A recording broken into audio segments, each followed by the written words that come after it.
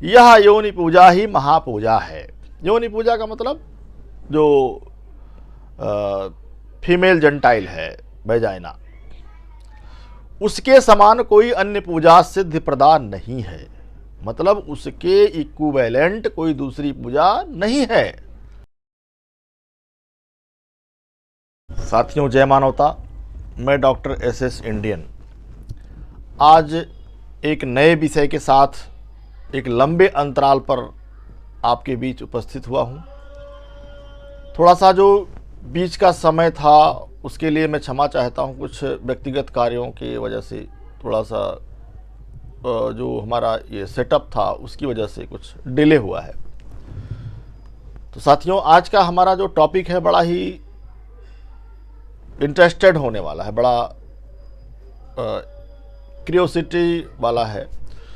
उससे पहले कि मैं डिस्क्लेमर दे दूं, जो 18 वर्ष से कम के लोग हैं इस वीडियो को यहीं पर स्किप कर दें, वो इस वीडियो को ना देखें। तो आज का जो टॉपिक है वो हमारे जो धर्म ग्रंथ हैं, जो धार्मिक पुस्तकें हैं, उसमें से कामाख्या तंत्रम। कामाख्या तंत्रम में कामाख्या का बड़ा महत्व है। हालांकि वह उस विषय पर हम लंबी वार्ता करेंगे तो वीडियो लंबा हो जाएगा।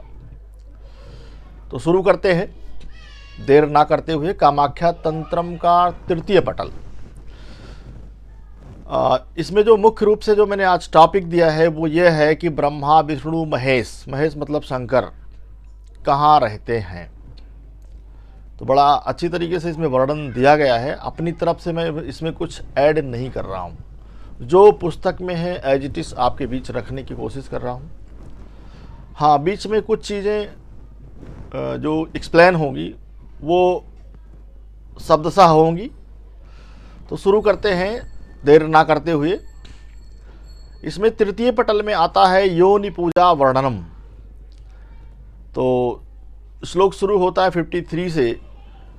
महाप्रीतिकारी पूजा योनि चक्रे कुलेश्वरी योनि पूजा महापूजा तत्समानास्ति सिद्धिदा। तत्र देवी अजेदिमान सैव देवी न चान्यथा आह्वानान्यादिकर्माणि न तत्र सर्वथा प्रिये लेप्यात्तां सुगंधा दह्य पूजिवेदि विधेन च महाप्रीतिविधेन देव्या सिद्ध्यौ भवति तत्क्षणात्। योनि पूजा समापूजा नास्ति ज्ञाने तु मामके चुम्बनानां लेहनाद। योने कल्पवृक्षमतिक्रमेत दर्शनात् साधकाधीशः स्पर्शनात् सर्वमोहनः। लिंगयोनि समाख्यां कामाख्या प्रीतिवर्धनं लिंगयोनि समाख्यानां कामाख्या प्रीतिवर्धनं तदेव जीवनं तस्याग्रजे बहुकिंवच तस्मात् श्रव प्रत्येनेन योनि पूजां समाचरेत। तो ये संस्कृत में है, तो जो इसका ट्रांसलेशन है उस पर आते हैं। तो इसका जो वर्णन है योनि पूजा का, इसमें जो भगवान शंकर पार्वती से कह रहे हैं, ये ऐसा इसमें वर्णन है। तो कहते हैं, हे कुलेश्वरी, योनि चक्र विहितम, योनि चक्र विहित पूजा देवी के लिए महाप्रीतिकारी है। योनि पूजा महाप्रीतिकारी है, महालाभदायक है, बहुत फायदेमंद है। यह योनि पूजा ही महापूजा है। योनि पूजा का मतलब जो फीमेल जेंटाइल है, वेजाइना, उसके समान कोई अन्य पूजा सिद्ध प्रदान नहीं है। मतलब उसके इक्विवेलेंट कोई दूसरी पूजा नहीं है। बुद्धिमान साधक उस योनि में देवी की पूजा करें। जो बुद्धिमान साधक हैं, जो साधक होंगे या जो साधना कर रहे होंगे, उनके लिए कहा गया है कि वो योनि की पूजा करें। वह योनि ही महादेवी है, दूसरी कोई देवी नहीं है।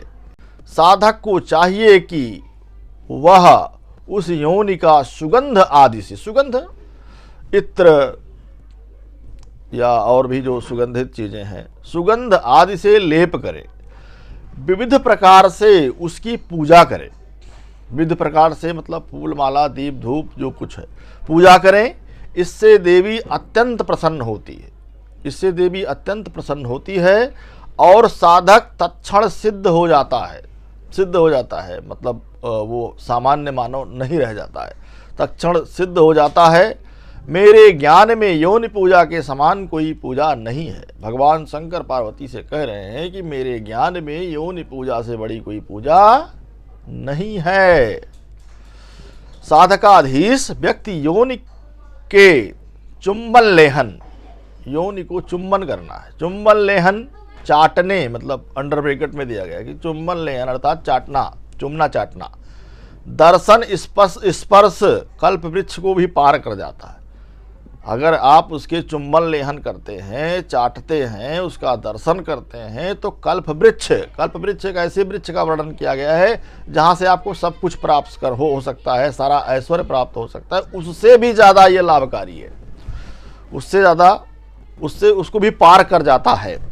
अर्थात कल्प वृक्ष से भी बढ़कर कामना पूर्वक हो जाता है। वह सबको मुग्ध कर देता है। लिंग योनि का यह समाख्यान कामाख्या प्रीति को बढ़ाता है, वही इस कामाख्या का जीवन है। हे गिरिजे, अधिक कहाँ तक कहा जाए, इस कारण सब प्रयास कर योनि पूजा करनी चाहिए। अब आइए श्लोक 59, 60 और 61 को देख लेते हैं। पर स्त्री योनि मासाध्य विशेषेण यसेत सुधी वेश्या योनि परा देवी साधनम तत्र कल्पयेत। त्रिरात्रवेव सिद्ध्यन्ति नात्र कार्या विचारणा ऋतुयुक्त मुक्तलता मध्ये साधयेद्दि विधाम मुदा अचिरात सिद्ध्यमाप्नोति देवानापि दुर्लभां सारात सारतं देवी योनि साधनमीरितं विना तत्म साधनं देवी महापापा प्रजायते। अब कहते हैं इसका अर्थ देखिए। विद्वान दूसरी स्त्री की योनि को प्राप्त कर विशेष पूजा करे। यहाँ कुछ लोग ये कहेंगे कि भाई पत्नी है, नहीं, दूसरी स्त्री की बात हो रही। विद्वान दूसरी स्त्री की योनि को प्राप्त कर विशेष पूजा करे। यहाँ मेरा अपना कोई ओपिनियन नहीं है, विशेष पूजा करे। हे देवी, वेश्या की योनि सर्वोत्तम होती है, जबकि हालांकि ऐसा नहीं होना चाहिए, लेकिन सामाजिक रूप से वेश्या को बहुत निम्न कोटि का माना जाता है। लेकिन फिर भी यहाँ कहा जा रहा है कि वेश्या की योनि सर्वोत्तम होती है इस पूजा के लिए, वहाँ साधना करनी चाहिए।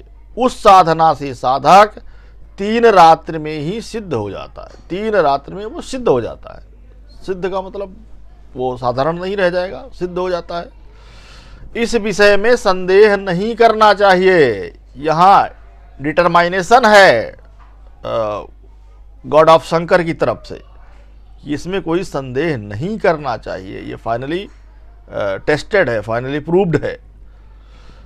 ऋतुयुक्त पुष्प वाली रजस्वला लताओं स्त्रियों के मध्य में साधक प्रसन्नता के साथ विविध प्रयोगों को करे। इससे वह देव दुर्लभ यानी देवताओं को भी आसान नहीं है, वो चीजें आपको प्राप्त हो जाएंगी। देव दुर्लभ सिद्धियों को भी शीघ्र प्राप्त कर लेता है। हे देवी, योनि की साधना सारों का सार है, यानी मूल का भी मूल है, सारों का सार है, कही गई है। बिना उसकी साधना के साधक महापापी हो जाता है, महापापी हो जाता है अगर वो साधना नहीं करेगा तो।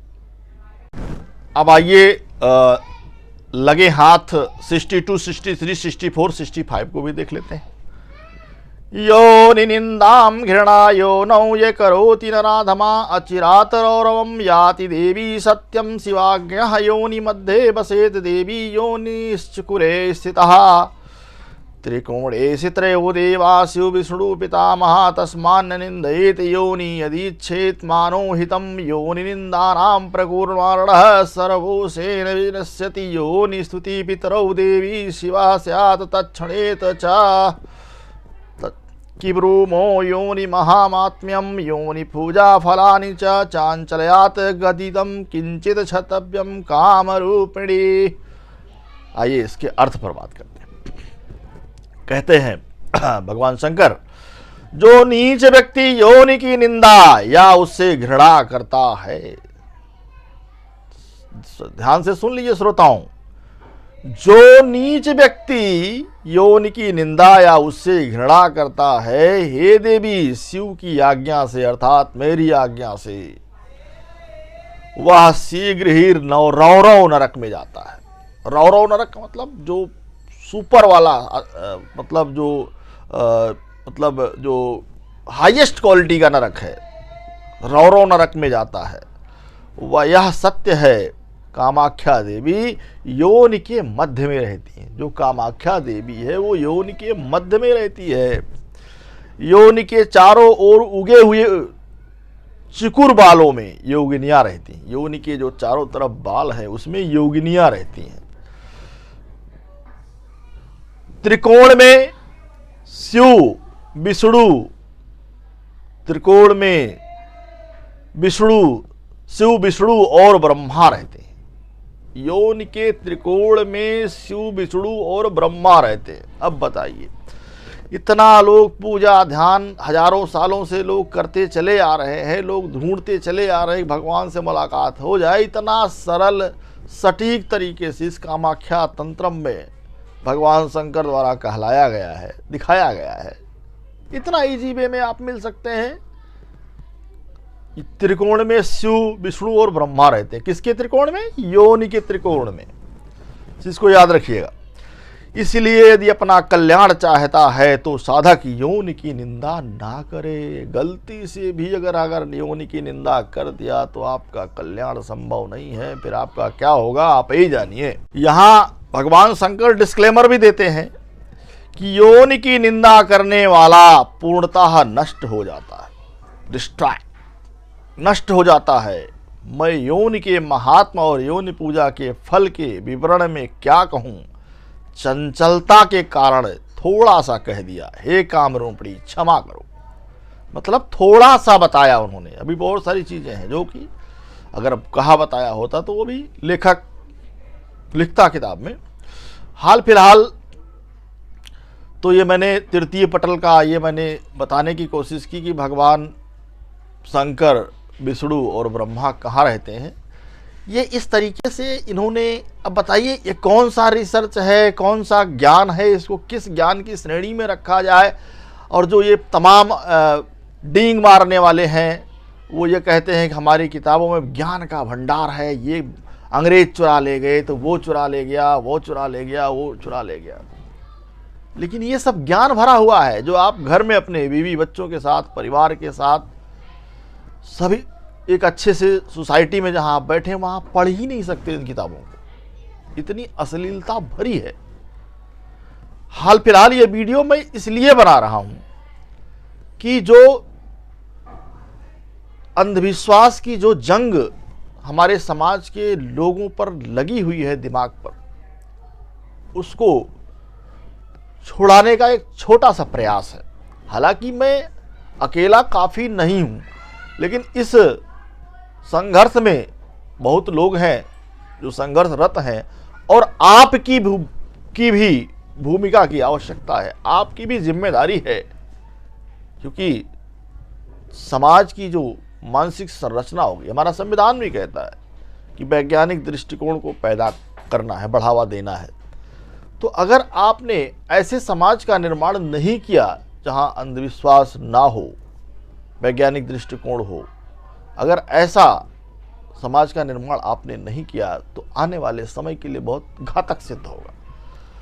साथियों, वीडियो देखने के लिए बहुत बहुत धन्यवाद। अगर आप मुझे फेसबुक पर देख रहे हैं तो फॉलो कर लें, यूट्यूब पर देख रहे हैं तो फिर से वही सदा सी बात कि अगर आपने अभी तक सब्सक्राइब नहीं किया है तो सब्सक्राइब कर लें, लाइक करें और शेयर करें।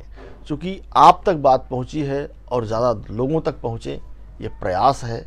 और आपका एक लाइक मेरे लिए एनर्जी का काम करता है, उत्साह का काम करता है। साथियों, बहुत बहुत धन्यवाद। जय मानवता।